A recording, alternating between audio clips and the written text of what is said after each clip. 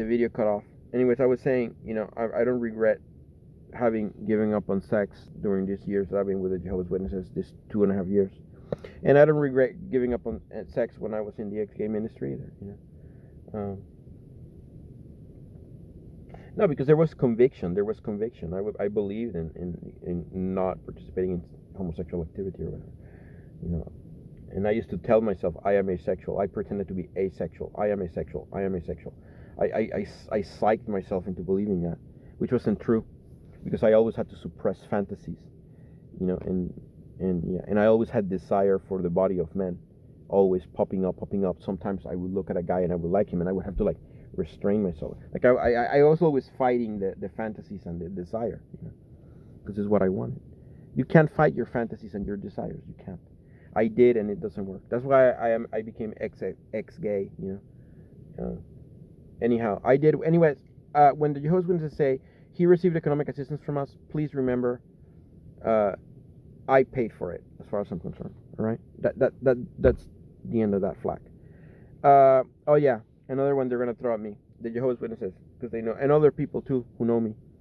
They're gonna say he's a schizophrenic.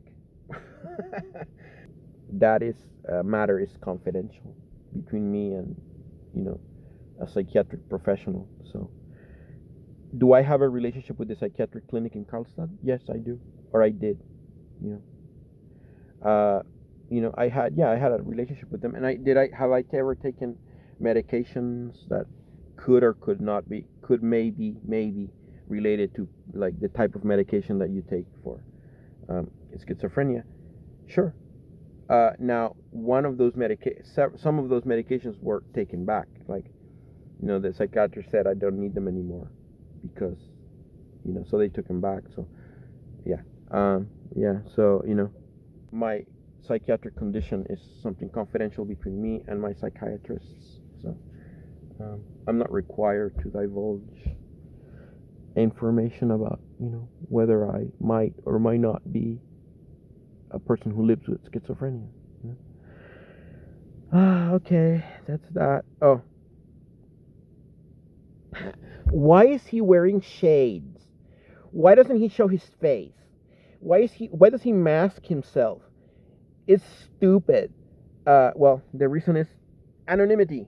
I am still a member of the PMO underground, of the ex-gay PMO underground. PMO means physically and mentally out. PMO underground inside Jehovah's Witnesses. I'm still part of the Jehovah's Witness matrix. I haven't, broken out of it. I hope I can do that soon, but I haven't been able. I'm not there yet. The writing is on the wall, though. I can guarantee you that either disfellowshipping or disassociation are coming, and I'm trying to diffuse the situation. I'm trying to, delay the situation, but it is inevitable that a break with Jehovah's Witnesses is coming very soon. Either they disfellowship me, or I will have to disassociate. And whatever. It's not true that I'm a hater. That I hate them, and I'm a hate figure. I hate the truth, and I hate them, so I'm a threat to them. So the Swedish state must neutralize me, whatever, because the Jehovah's Witnesses have a relationship with the Swedish state, right? Because what happened is, as Skatverket, the tax office, at one point, this is the story I heard. Somebody will have to confirm it, but what I heard is that the Swedish tax office at Skatverket, what was going to take away some sort of tax exemptions or something, some sort of tax thing, because the tax office ruled that Jehovah's Witnesses are a business, not really a church. That the church it's just a front. That the real business of the Jehovah's Witnesses is business, and that the front is just a church. The church part is just a front. That that they're organized as a business and whatever. That's what the Swedish tax office was saying, and apparently they were going to do something about their taxes. For what I hear, the Jehovah's Witnesses fought back, the legal department, and I guess they took the Swedish state to the European courts, because the legal strategy of Jehovah's Witnesses in Europe, whenever a state actor comes after them, they take him to the European courts, right? Even Putin, even though Russia is not part of the Russian Federation is not part of the European Union, they still took the Russian Federation to the European Court. Even though the European Court has no jurisdiction over Russia, because Russia is not part of the European Union, and this is because in Russia Jehovah's Witnesses are banned, right? But anyways, my guess is they took the Skatverket to court in the European courts, and my guess is that I guess that the Jehovah's Witnesses won the case, is what I think, and maybe Skatverket, the tax office, backed off or whatever. Anyways, I think my impression is that the Swedish state is intimidated.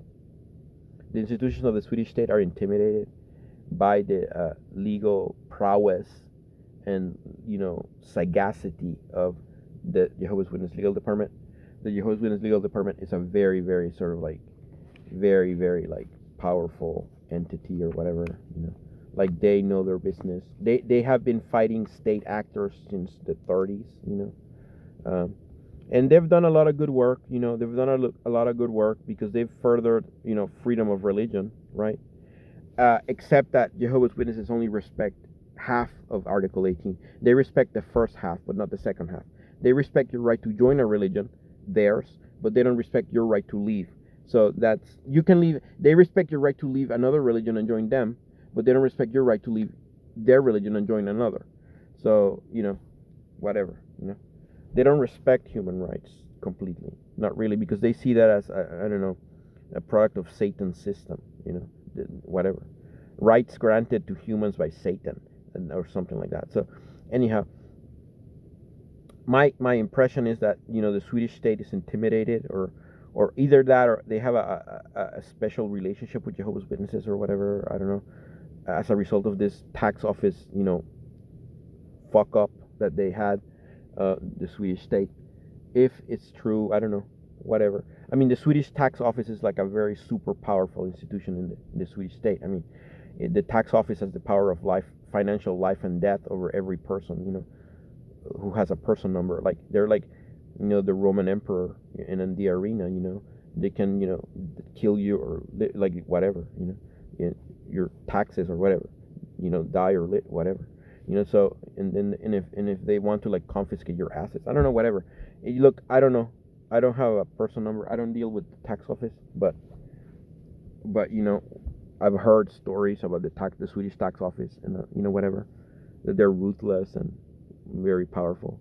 Apparently, they met their match in the Jehovah's Witness legal department.